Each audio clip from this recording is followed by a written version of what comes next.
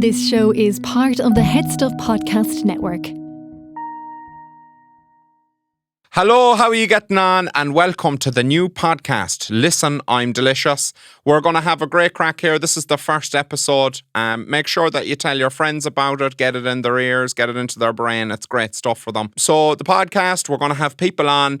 Every week, we're going to have the hugest, biggest names, the best guests, the greatest guests of all time.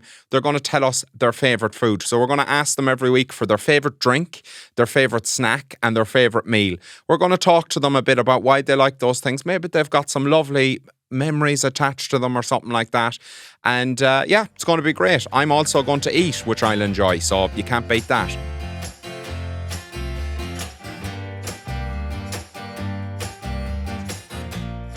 We've got a fabulous guest today, Michael Fry.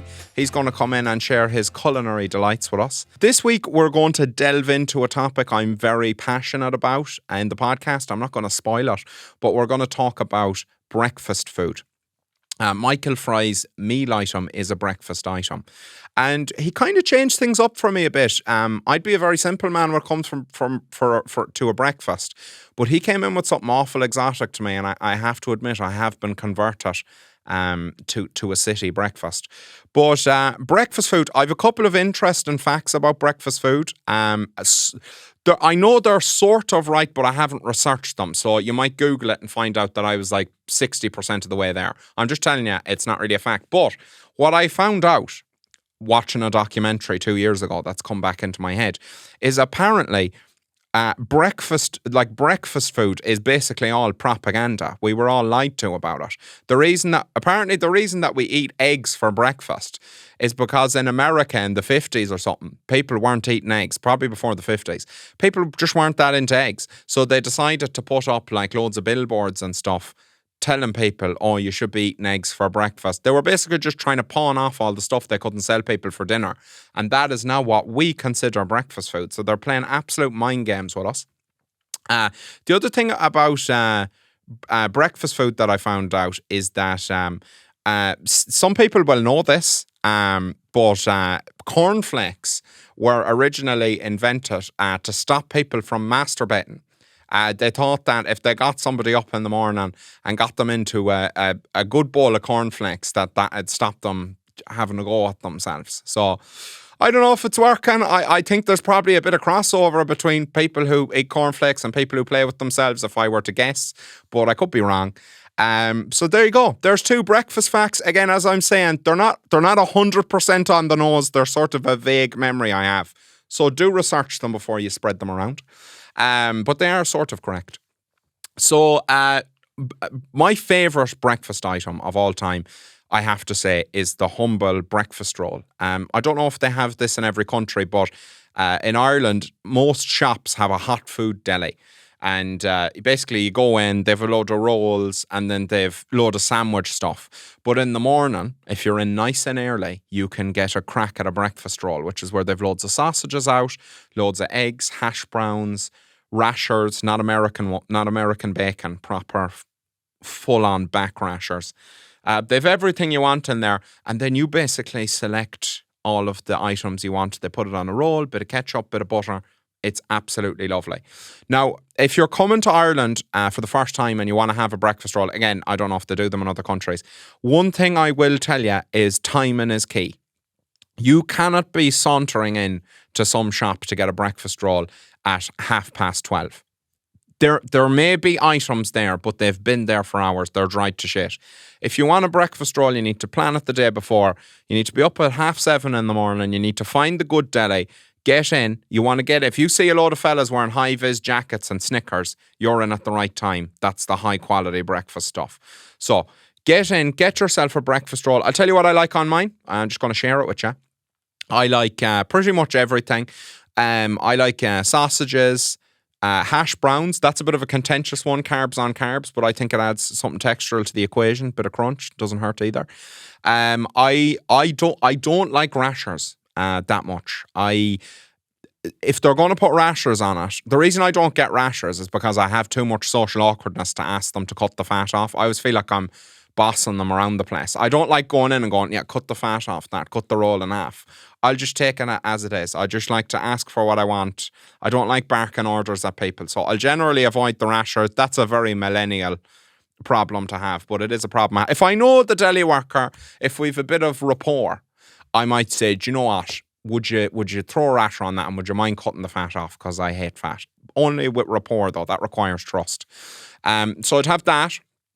And now some people get a black pudding and a white pudding on it. Some people don't like pudding at all because it's disgusting. I know Americans don't call this pudding. I think you call it blood sausage. It's basically made out of pig's blood. Fairly barbaric, but eating any part of the animal is weird when you think about it, so I think it's fine. Now, some people get a black pudding and a white pudding. I don't know what the difference is between them. All I know is I prefer the black one. So I'll get 2 black puddings, and if the deli worker knows their craft, what they'll do is they won't cut up the black pudding. They'll sort of sprinkle it on. They'll sort of pull it apart and sprinkle it on, disperse it throughout the roll. That's the way you want to have it. I'll have an egg on it, and to be honest with you, I'll have 2 eggs if I can get them. And there's a very famous song in Ireland called the Jumbo Breakfast Roll by Pat Short. So if you're ever confused about what you should get on your roll, the lyrics in that song will remind you: 2 eggs, 2 sausage, 2 rasher, 2 bacon, I forgot it. 2 eggs, 2 sausage, 2 rasher, 2 bacon, 2 pudding, 1 black, 1 white. There you go. There it is. So you can always remember that, although I get 2 black puddings. So that's my breakfast roll rant. Hopefully that's helped somebody out there who needs it. The other thing I want to tell you about breakfast items is, so I have a fear of McMuffins. I have 3 recurrent dreams. And the 2 I haven't talked about yet is I have one about McMuffins. And this is probably like some sort of mental illness, but I'm just going to tell you the truth.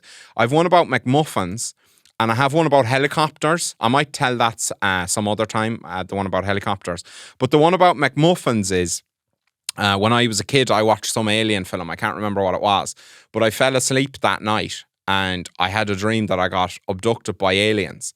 And the aliens, anyway, they abducted me. Like, you know how dreams don't really make any sense. So, like, they abducted me, but, like, the minute they abducted me, it kind of fast forwarded. And then I knew the aliens really well. And we were, like, they weren't nice to me, but, like, we kind of understood it. We had an understanding. And so the aliens, anyway, what they did was they had one of them machines that you always see in sci-fi programs that sort of materializes food. So they press a button on it and then here out comes the food. But I think their machine was broken. So all that it made was McMuffins from McDonald's. And I had to eat them every day. At this point, obviously, fast forwarded in the dream, I'd been eating them probably for 10 years at this stage. So I can't eat a McMuffin now. I've had one once, but I can't eat them now because I associate them with being abducted by aliens, which is unpleasant. So, so I'm afraid of McMuffins. And then I think that was pretty much all I wanted to say about breakfast items before we get into this I did want to actually, on the subject of sandwiches, while we're on it, we're going to move away from breakfast items now onto sandwiches. Sandwiches are my favorite food. I've said this before, but somebody asked me on Instagram the other day what my ranking for the meals of the day were. So, like, we're talking breakfast, lunch, dinner, snacks, right? Some people will put supper in there. I don't really consider supper a meal.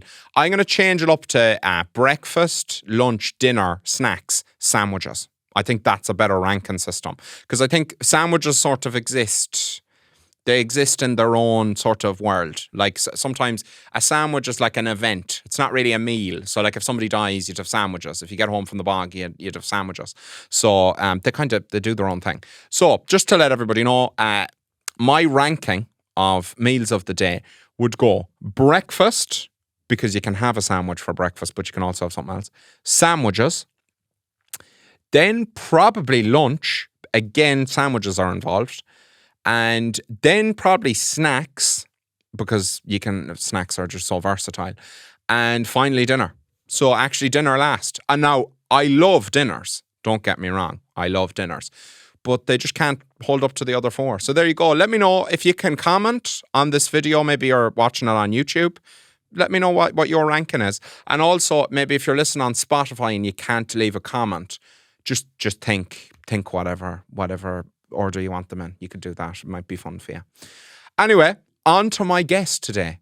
We have the glorious comedian Michael Fry. He's known for his skits across the land, but what does he like to eat? What's his favourite snack? His favourite snack is a contentious one, I'm going to be honest with you. He kind of pissed me off a bit, but we're still getting on. But, you know, it was dicey there for a minute. Michael Fry, everybody. It's going to be a good one. Hello, how are you getting on? Welcome to Listen, I'm Delicious. This is my brand new podcast. I'm here with Michael Fry. Hello. Now, I have had some criticism. This is the first episode, so you're very welcome. Thank you very much. Thank you for having me on your maiden voyage. I'm really excited. Thank you very much for coming. Yeah. I have had some criticism that too many people have a podcast. So we are going to call this an audio entertainment experience. So welcome to the first episode of the audio entertainment experience. Thank you very much. It's good. It's kind of like you've put details in here. You've got set dressing. Absolutely. This is way more exciting than a lot of podcasts. Are you enjoying the set?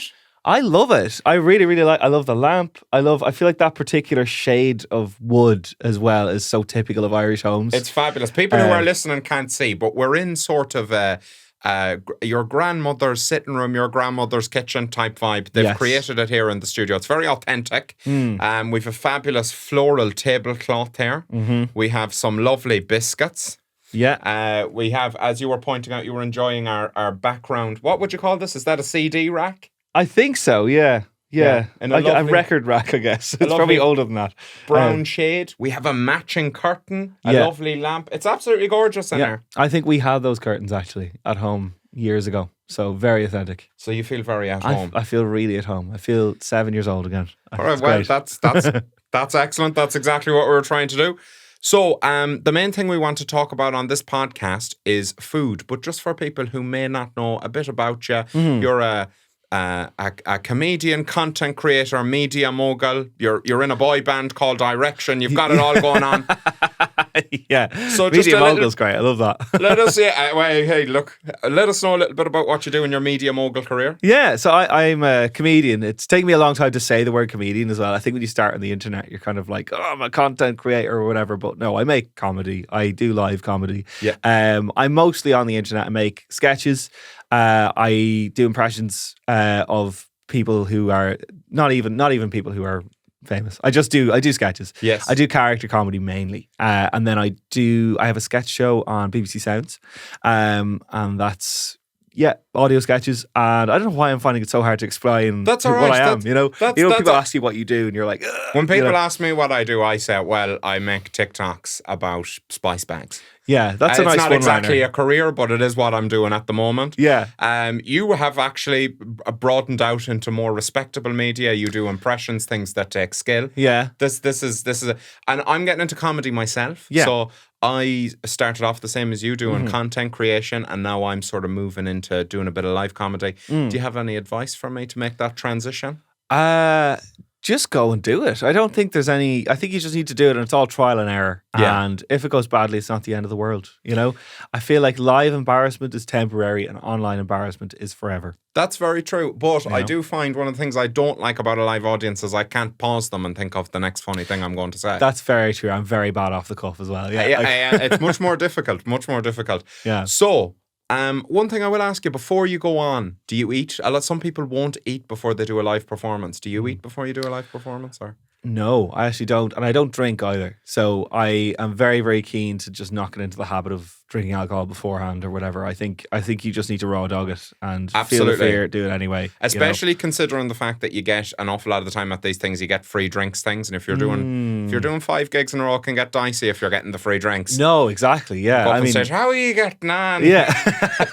I just wouldn't remember everything. I know it would drastically alter my performance. Yeah. If I didn't. Possibly for the better. Who knows? I'm not encouraging it, but who knows? Yeah. Well, maybe. I don't know. I've heard that as well from some people who's like, oh, you loosen up. But I'm like, it feels like an exam to me. And you wouldn't sit an exam on a few cans. That's that kind of thing. So that's very true. Okay. So no snacks before you go on. I'm the same. I feel a bit sick if I eat before I go on stage. Yeah. But I still want to know, even though you may not have it before you go on stage, what sort of snack would you have? What's your favourite snack? I believe you may have. I have a bag of snacks. Right. Here. Okay. Let's see what you've got then.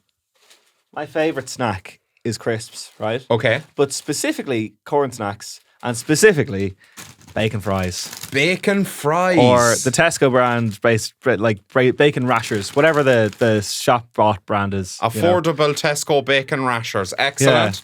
Not sponsored. Not sponsored at all, no. So bacon rashers, I like the taste of them going in, but I have an issue with them, which is that they stick around in my general digestive area for, I feel like, weeks after I've consumed them. That's interesting. So I'll be burping 3 hours later and I'm still tasting the full force of the bacon rasher. Yeah, so that's they last. my only issue. They do last, yeah. They're an investment. Yeah. Okay, good choice. Good, nice taste. I sort of, that's the only thing I have a problem. What else have you got? Have you got other snacks?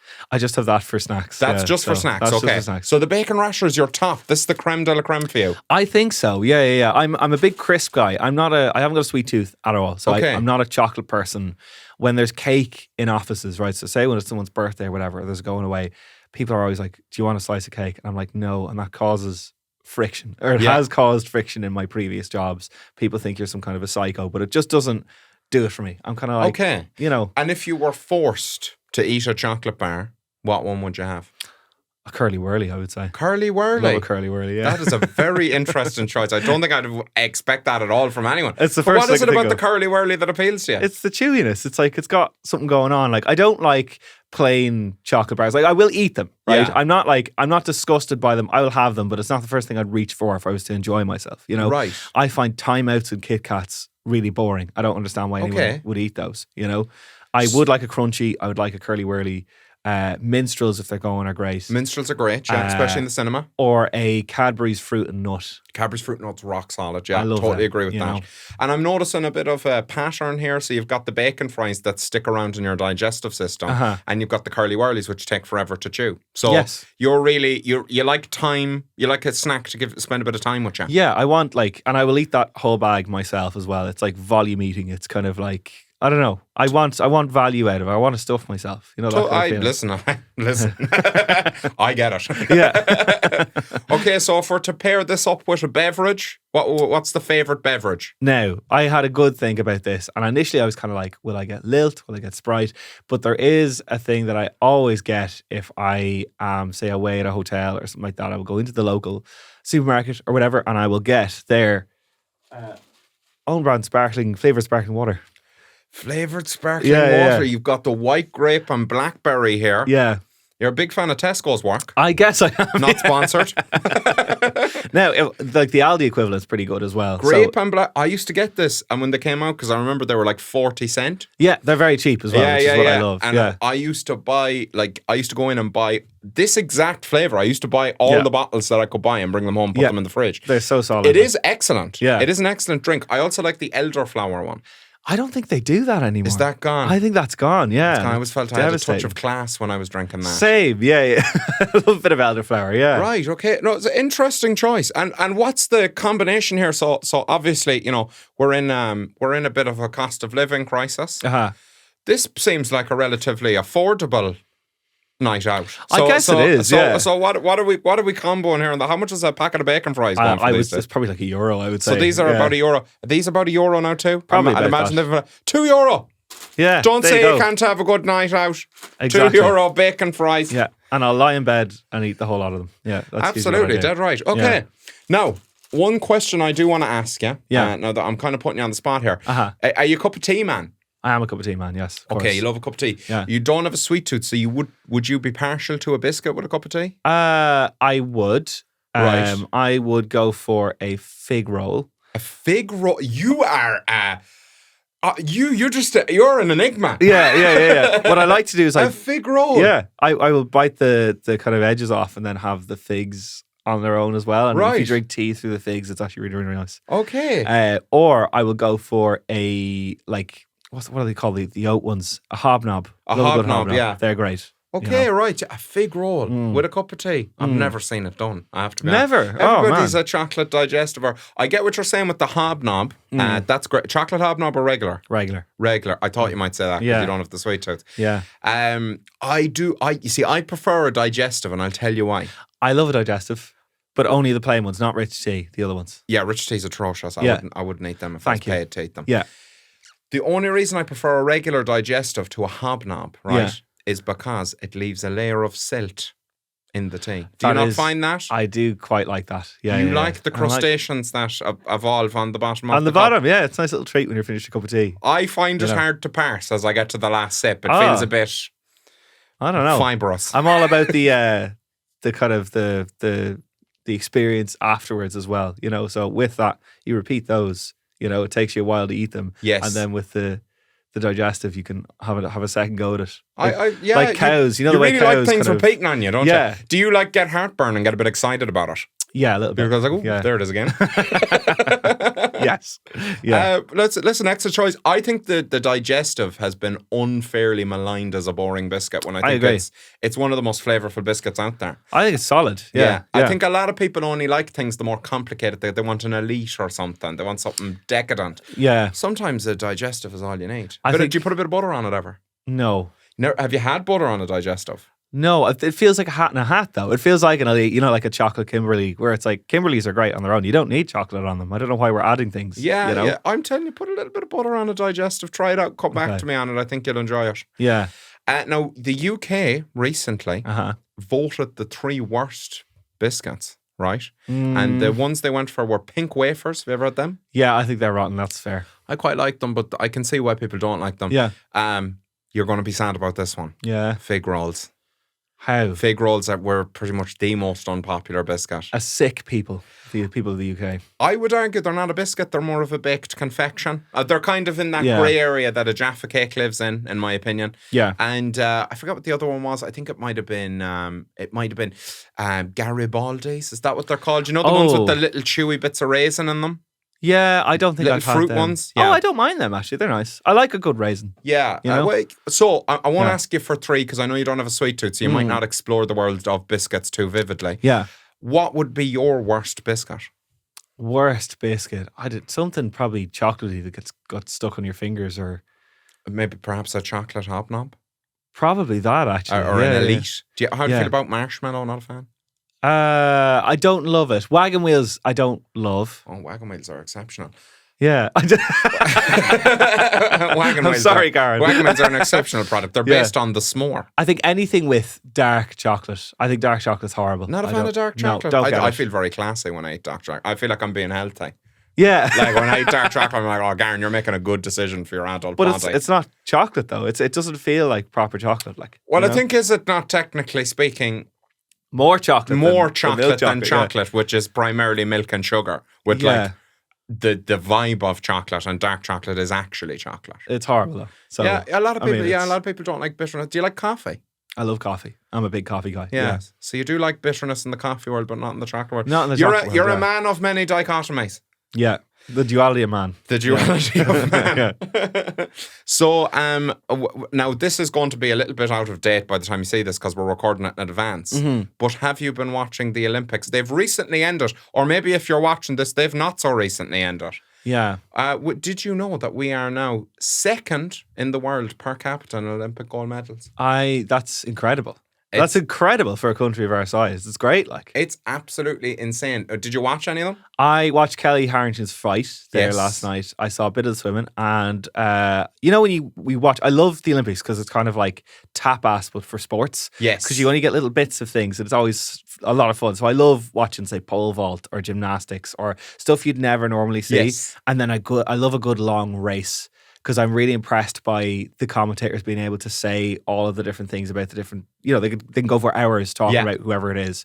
So I've been watching bits of it. I haven't been as invested this year because I've just been busy the last 2 weeks, but I do love when we get into it, as in the last Olympics we had that guy who did really well in badminton. I think he did pretty well this year as well. And we were all suddenly really into badminton for the week. And I watched the skateboarding last night. The skateboarding is incredible. It's so good. It's and people argued when it was an Olympic sport. And it's no, if you have dressage and you have the floor exercises in gymnastics, you can have skateboarding. That makes total sense. The skateboarding is crazy. It's the level of skill. I remember I used to play Tony Hawk. Yeah. When I was a kid, I was obsessed with it, but I never actually watched people skateboard. Yeah. And I kind of always just assumed that a lot of the moves that you did in Tony Hawk were made up, people couldn't actually do them. But you watch them and they're skidding, they're turning the skateboard upside down and spinning around. It's absolutely insane what people are able to do. Yeah, and they're all 14 as well. They're all 14 so young, years old, yeah. It's absolutely mental.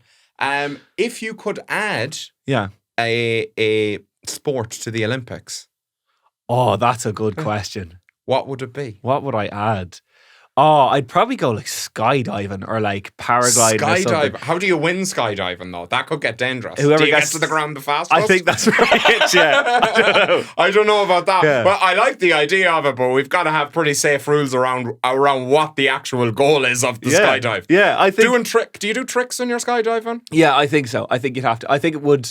It's you either have race skydiving or you have some kind of they have a water ballet. You'd have like air ballet as well. I think I'd want to do that. It'd have to be an extreme sport. I'm not a big fan of them adding things like chess or like even darts. I don't think I'm still kind of like or shooting. I'm kind of like I'm not sure about that. You know? Yeah. Did you see the Turkish fella doing the shooting? He's incredible. Yeah, he looks like an assassin. Everybody else had had like big boxes of gear that they brought with them, and they like scopes and all this, and he just showed up and just started shooting stuff. I love that. That's great. Yeah, I think skydiving is a good sport. Now, speaking of sport, right? The sport of eating your favourite meal is a sport I engage in daily. Yes, of course. Yeah. And I asked you what your favourite meal is. Yeah. And I believe you've brought it to me. I have brought it to you. So it might be a little bit cold, but it is still very good. Right? That's fine. So, that's fine. As we all know, my username is Big Dirty Fry, right? Yes. So I was thinking, okay, what if I brought Garron a fry? But I was like, I actually haven't had a fry in quite a while. What I do get, though, is like a breakfast sandwich of some kind, right? I brought you a breakfast brioche. Okay, brioche. So it's from this place it's from Pogue around the corner. And it's a brioche bun, and you have your halloumi, you have bacon, you have avocado, and I think you have some kind of salad leaf in there as well, and there's relish inside it. It looks and absolutely incredible. Well. Yeah. Are we splitting this or what's happening? I think you work away, and I'll get a hot one later. Okay, I think. now you it's very messy, so I would keep that underneath you. If you are just listening to this audio experience, then you can't see it, but I'm going to show it to the camera now. It's absolutely gorgeous. There's even a little bit of lettuce in there, which is very classy for a breakfast. Healthy, so we've got a relish. Yeah. American bacon. I actually swallow. You could actually hear me swallow there because my mouth was salivating. Okay, so this is avocado. Avocado, yeah. Avocado, a little bit of cheese. Okay, right. Let's go, and I'll give you my opinion of it. Yeah.